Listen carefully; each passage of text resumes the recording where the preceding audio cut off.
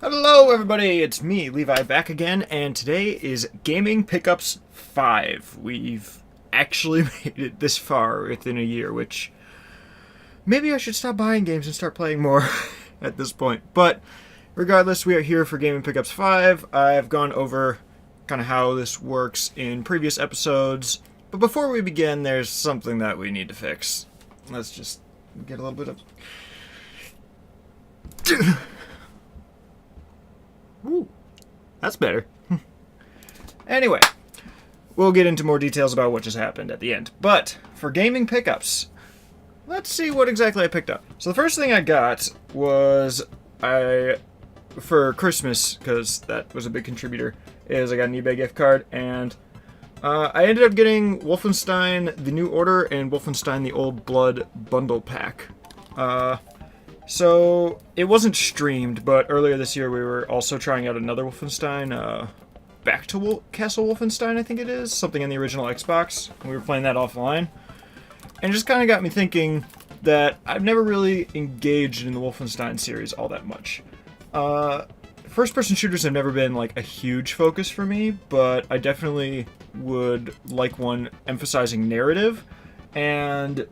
the newer Wolfenstein games, which there's the New Order, the New Blood, the Old Blood, and now there's the New Colossus, I think? Yeah, the New Colossus. I don't really know what the whole order of those is, but I've been interested in those for quite some time. They just look interesting to me. They seem fun and action-packed, and like they have a really complex narrative that just kind of sends you all over the place, and the theme of like the Nazis never actually losing just seems very interesting on a narrative standpoint. I never really followed history on that past like the absolute basics, but it seems like a very interesting take on world building and what they could do with that kind of story.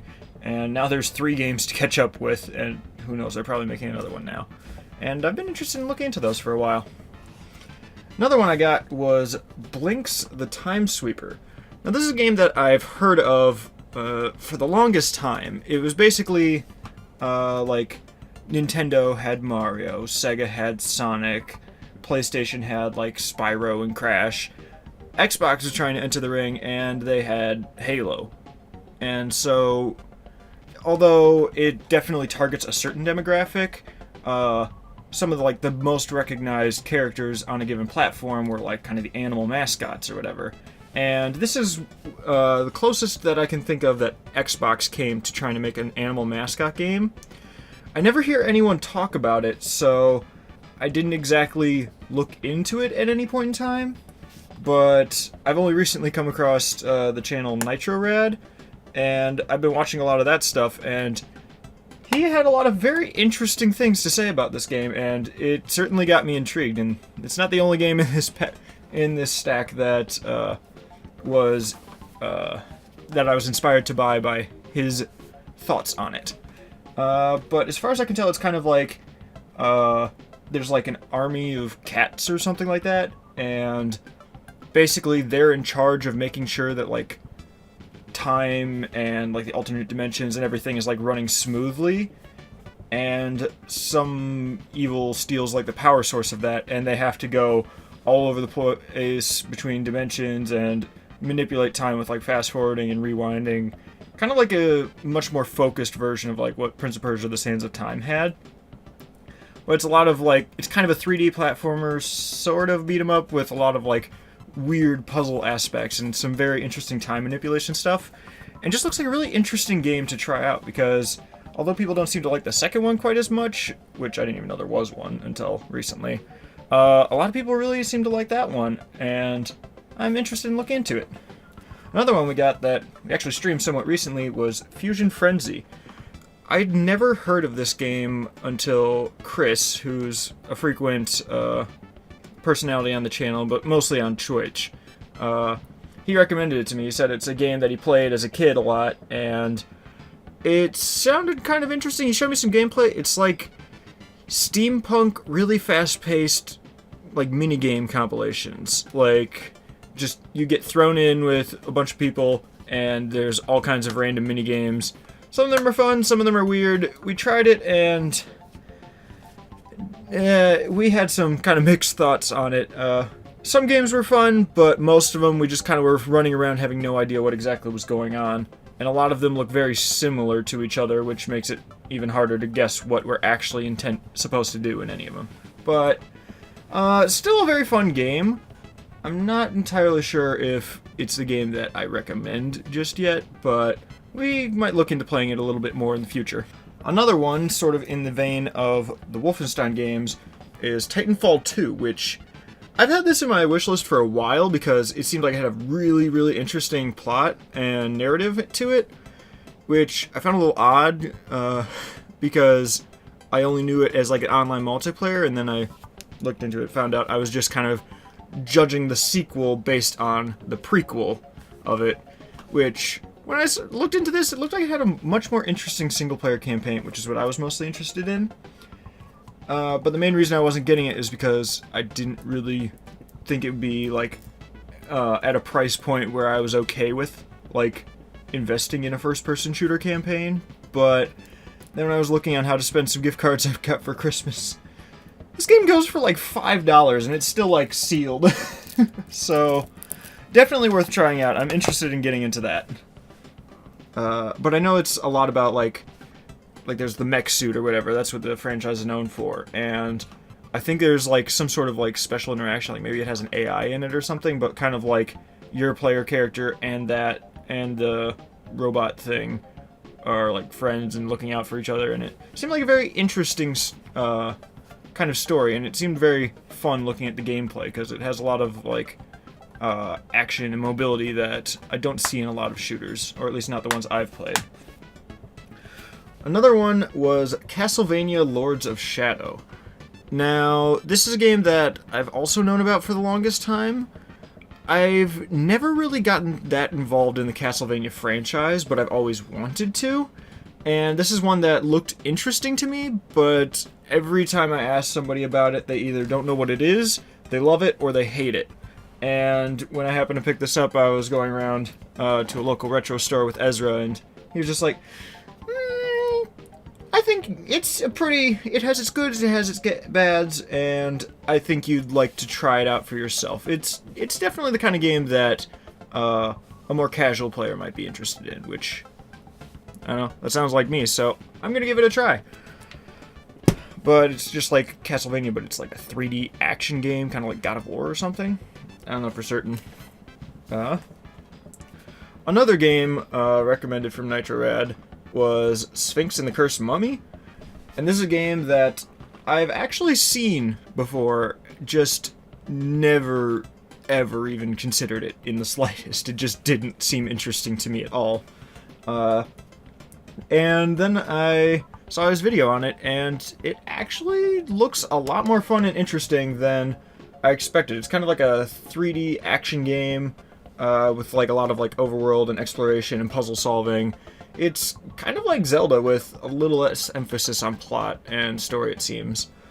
What was interesting to me about it is that the studio that made it was like pretty much known for like I don't know what it was, like a 8 to 10 year stretch where just like 3 or 4 games a year, all of them are licensed games, most of them, if not all of them, are horrible, and then just like the one game somewhere in the middle that the studio made from the ground up as their own property.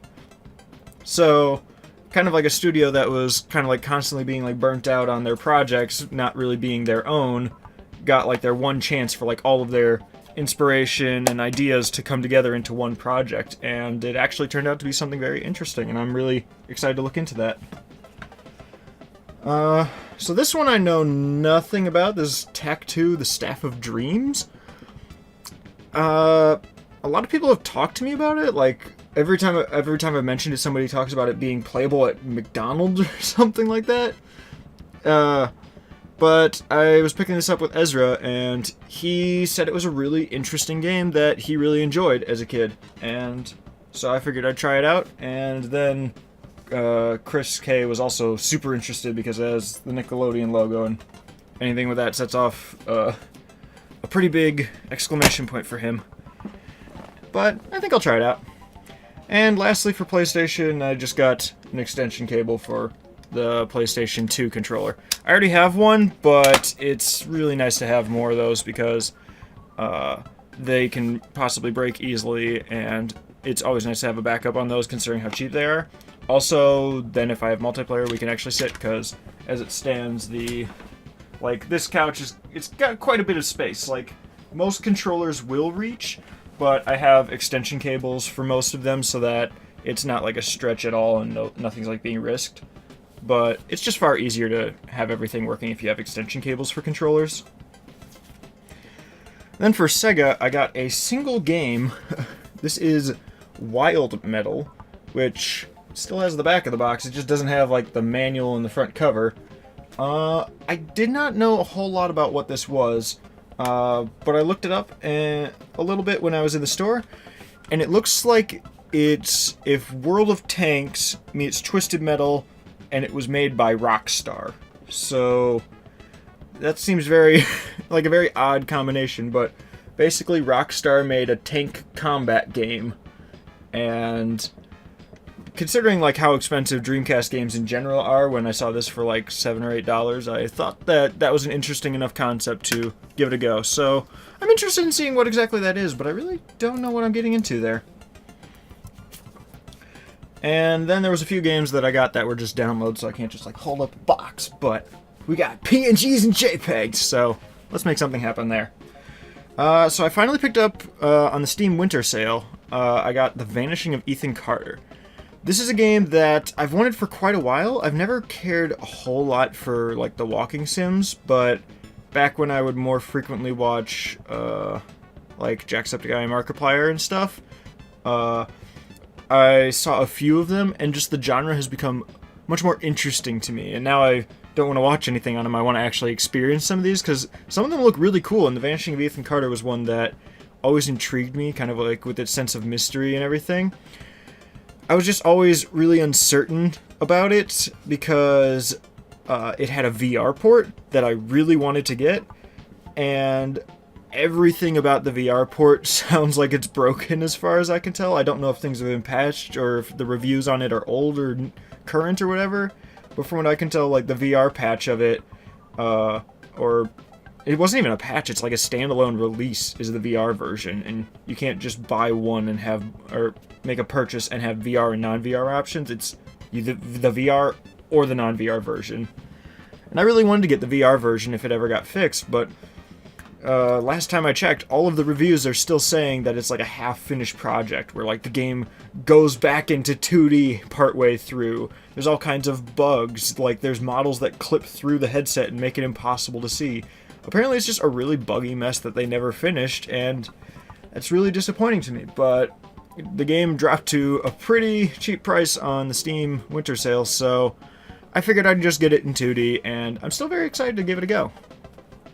The other one I got was I Am Bread, which we streamed that earlier this week, actually, on Ryan's PC, and it seemed... I didn't really know what I was getting into with that. I didn't think it was the kind of game I'd want to own, but it was a really fun game to mess around with, and that was one of my favorite streams to be a part of, just because of just how much havoc the game has and how much it gets the community involved, and everyone was going nuts in person and in chat about it, and it was a really fun time messing around with the game. And when I saw that it's like a $1 game on Steam, I figured I'd pick it up.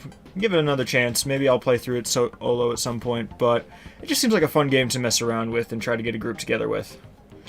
Another one, which I honestly can't say much of anything on, is Antichamber. This was recommended to me by Chris K. literally when I was deciding what I wanted for the Steam Winter Sale, and it was like down to like $3 or something. And he's just like, it's a really cool color-based like Portal-type puzzle game or something. And I was just like, okay, cool, I'll try it. So I got it. I didn't really do a whole lot of research on it, but we'll see what it is. It sounds interesting. And then one of the members of my Discord server, Elfheim, actually one of the mods, he got like the Humble Bundle thing, which I don't know a whole lot about that, but one of them was a VR game, and he can't do much of anything with that, so he gave me the code, and it's for a game called Cloudborne, which I know I watched a trailer when he first gave it to me. I forget what it was. Let me see if I can get some more info on it. Alright, so I'm going to take a look at what this is.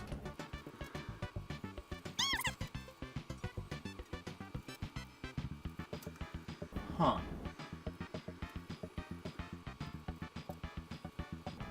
This isn't revealing, like, anything. Okay, oh, yeah. Okay, so I think it's kind of like a climbing platformer game of some sort. I'm interested in trying it out. VR is always fun to mess around with, and I always enjoy having a new game to give it to try out in that. And then lastly, on digital, I got Metroid Zero Mission, which every time I've played it previously, I borrowed it off Connor, except I wanted to own it at some point, and so I got it for like $8 off the Wii U eShop. So now I can actually play it like in HD officially, and I'm really excited to go through that because I really enjoy that game. Far from my favorite in the Metroid series, but considering how much I like the Metroid series, that's not saying a whole lot. It could easily still be in top 10 games of all time for me. I just really like Metroid stuff, and it's always nice to get another one. This one... to Nintendo now, I guess. I don't really think I need to explain this, but like, yay! I got Smash Ultimate. So did everyone else. So, I got that. But also when I got it from Best Buy, they gave me this little coin thing, which, focus. There we go. And it's got that on the back. When I first got it, I actually like threw it across the room to show to somebody, and it cracked open. So now I have it like sealed with some poster putty. So it's not the most intact thing ever, but it was still really cool to get that along with Smash Ultimate. And then this one is a game that I've never known a whole lot about. It's always sounded interesting to me, but I've also been very uncertain about getting it. But talking with like Jules and Will, or Family Jules and Rabbid Luigi, I got slightly more interested in this game, and so now I'm a little bit more interested to try out Mario plus Rabbids Kingdom Battle. So it's kind of like Mario, or it's like Ubisoft made a game that was the Mario and the Rabbids characters getting together through like some sort of, I don't even know what it is, like some sort of weird magic or sci-fi thing that kind of makes their worlds combine and characters actually combine, which is why there's like Rabbids versions of like Peach and DK or whatever. And it kind of plays like really simplified XCOM, which is also a game I know almost nothing about, but it's something that seemed interesting to me. I've been wanting to try it out, and it looks like a fun and colorful game to give a try. And admittedly, the part about this that I'm the most excited for isn't even anything to do with the gameplay. It's just that Grant Kirkhope is back for another game, and all of his stuff that I know of is amazing, and so that's really exciting for me. The second to last pickup I got was a GameCube, which I already have one like right here, and then I have a backwards compatible Wii somewhere. But same with like the PS1, how I picked up a second PS1. It's an older console that's getting harder to find, and I just really, really like the experience that I have on that console. And I don't want anything to happen to it where just suddenly down the line I'm just like, nope, it's broken. Now I have to go look around for a month and spend $100 to get a new one, and it might not work because as it gets older it's more or less reliable. And I just really kind of wanted it as a precaution. Also, with how many Smash Bros. Things I'm kind of a part of outside of YouTube and Twitch, GameCubes are always in high demand for like Melee or whatever.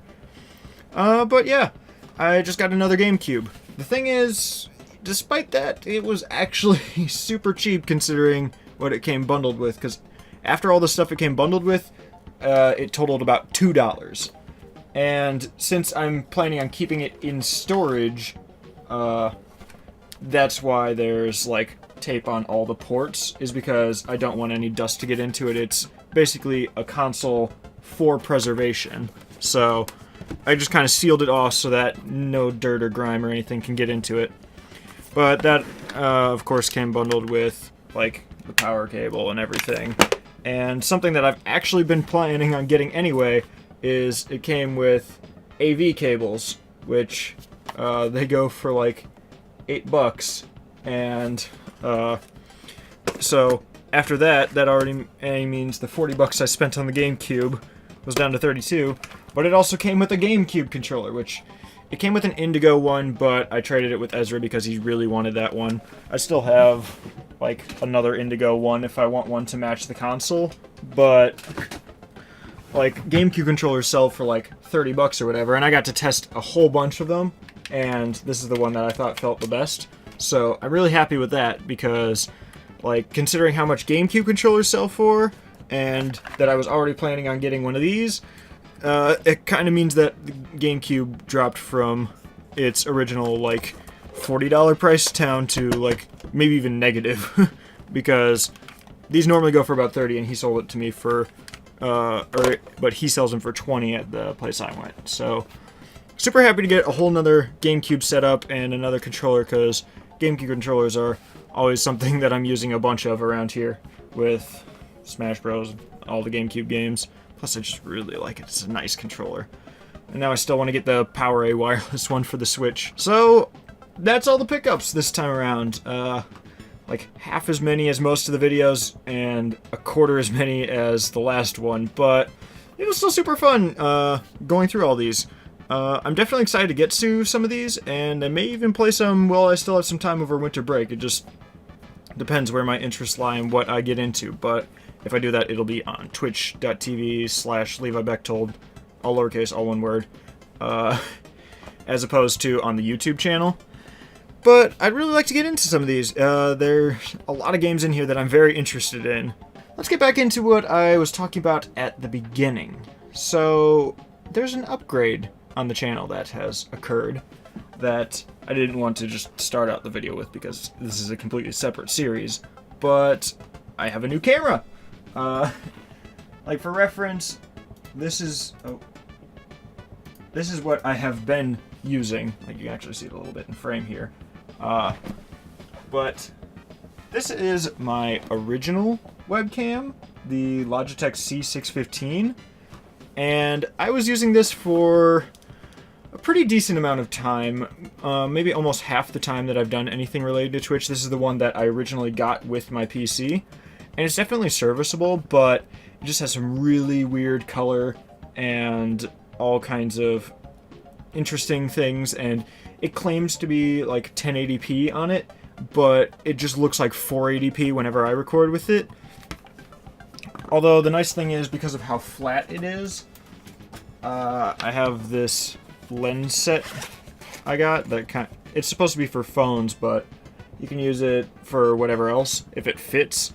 And it doesn't fit my two other webcams, but it does fit this, so if I ever need like a fisheye or a macro, or more specifically a wide-angle lens, which with the new one I don't think there's much need for anymore. It was a really nice camera to use for that, but ultimately it just underperformed in too many areas for me.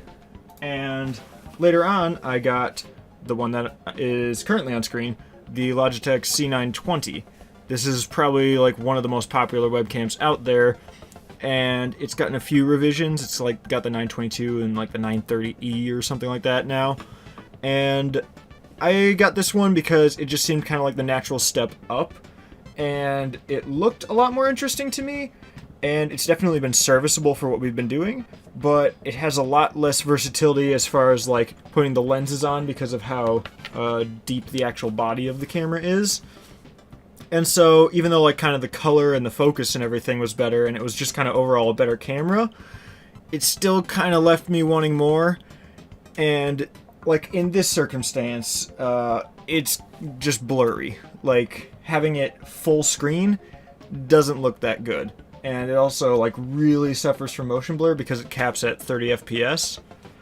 And I just wasn't really a fan of it. And every time I do a setup, I have to do all these color filters and brightness and focus balances just to try to get it to work correctly. And it's always such a hassle, and it just has a very narrow field of view or whatever. Like, right now the edge is kind of like halfway through the TV to like the Samus on this poster here. And it's just very narrow, and that didn't help a lot because all of my content basically involves other people, and we have to like move the camera like super far back, and sometimes we can't even move it far back enough to fit everyone in frame because it's just got such a narrow view. And so if we have enough people over, we actually have to switch back to my even older webcam and put lenses on it. So there's all kinds of weird things that just couldn't really be fixed, and things that just I needed improvement, and I wanted to just make things look better. And recently, in the last few days, I got the Logitech Brio, which is, as far as I can tell, pretty much the best webcam out there. At the very least, for streaming and recording and stuff, it's pretty much all that there is between like a few steps up from the Logitech C920. There's a few things above that, and then there's just kind of a big gap, the Brio, and then DSLRs and stuff with capture cards. And like investing in like the updated versions of my last webcam would maybe be like 60 to 100, and investing into something like the DSLRs would be several hundred. Like, it'd be another like 100 for like a capture card thing just so I could use it properly. It'd be tons of extra searching because there's so many features that you have to look into for specifics with them. And I just really didn't want to go through with all that, especially since those are like $500 to $2,000 cameras. So that was just way more than what I actually need for Twitch. And when I kind of found out about the Brio, I was actually very impressed. It has a lot of very cool things about it that make it work really well for this type of medium.